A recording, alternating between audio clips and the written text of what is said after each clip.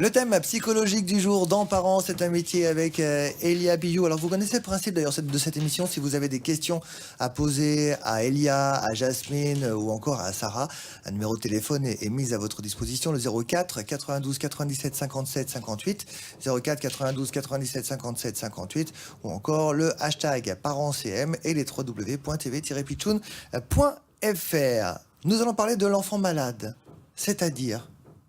Alors, c'est-à-dire, ça peut être plusieurs choses. La Oui. première, donc du coup, ce qu'il faut savoir, c'est que l'enfant est un grand consommateur, malheureusement, de médicaments. C'est le deuxième consommateur en France, en tout cas, juste après la personne âgée. D'accord. D'ailleurs, à ce sujet, l'Union européenne a pris la décision d'inclure les enfants, de demander d'inclure en tout cas les enfants dans les essais thérapeutiques des médicaments, ce qui n'était pas le cas avant. Donc en fait, avant, on donnait des médicaments où les enfants n'avaient jamais n'avaient jamais été testés sur l'enfant, alors que c'est très important. Pourquoi ? Parce que le médicament dans sa galénique, c'est-à-dire en fait dans l'enrobage, comment il est dissous en fait dans l'estomac, va influencer sur l'action du médicament sur le corps. C'est en cela qu'il faut faire très très attention parce que une personne lambda entre 25 et 45 ans par exemple n'a pas la même assimilation du médicament, la même dissolution du médicament dans l'estomac qu'un enfant qui construit aussi sa flore intestinale et qu'une personne âgée.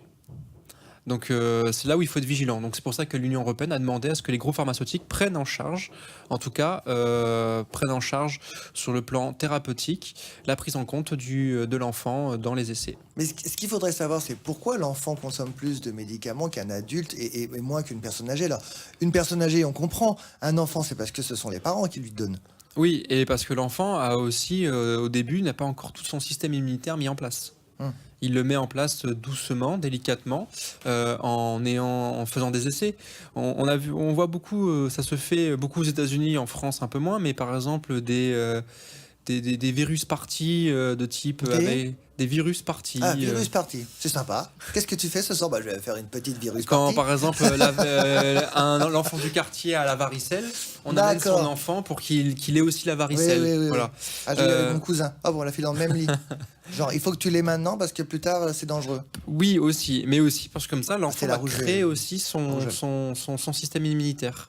D'accord. Donc, il va créer tout ça, même en grandissant, c'est-à-dire quand il va porter des objets à sa bouche, forcément il y a des bactéries, donc il va tomber souvent malade, et c'est pour ça que du coup il consomme énormément de médicaments. Alors, vis-à-vis de ça, faites attention en tant que parent à la consommation de médicaments, surtout dans des petits mots comme le mal de crâne, les maux de tête. Il ne faut pas forcément tout de suite donner un médicament quel qu'il soit. Voilà. Et puis l'automédication à éviter, évidemment. Exactement. D'ailleurs, j'allais y venir.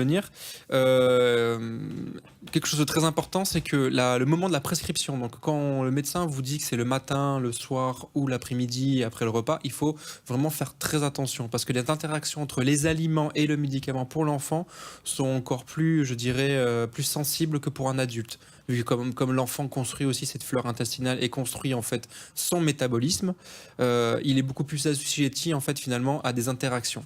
Donc, faire très attention.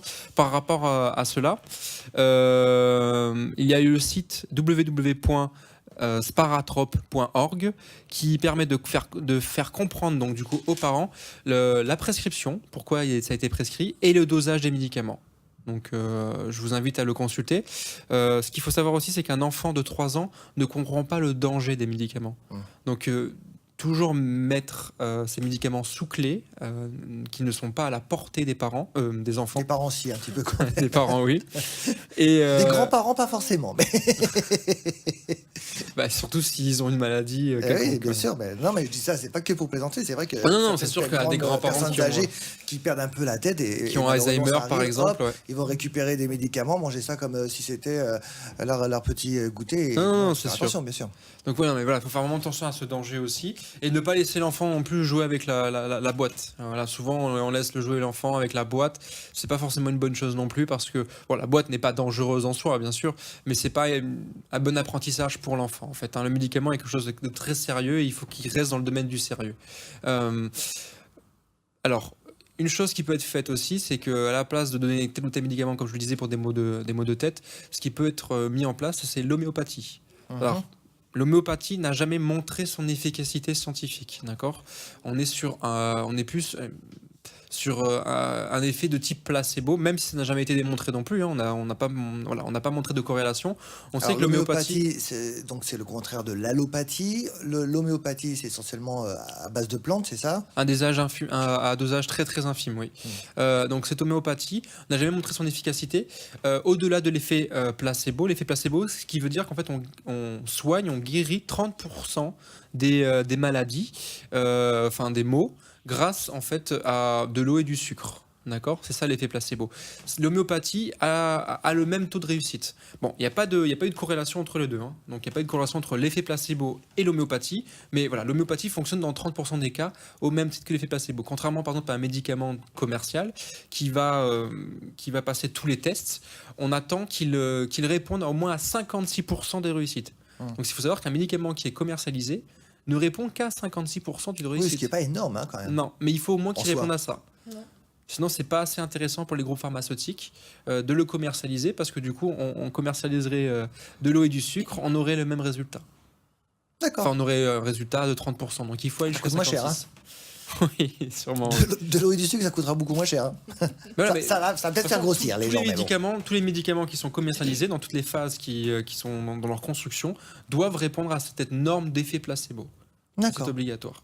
Et heureusement, maintenant, on prend en compte aussi le système en fait de digestion de l'enfant, ce qui n'était pas pris en compte avant. Ok.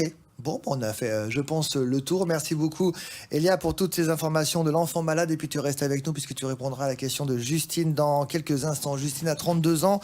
Elle nous a écrit de la longue dans les Pyrénées-Atlantiques. J'ai rendez-vous chez le pédiatre. Ma fille a peur d'y aller. D'ailleurs, elle est stressée dans les endroits hospitaliers.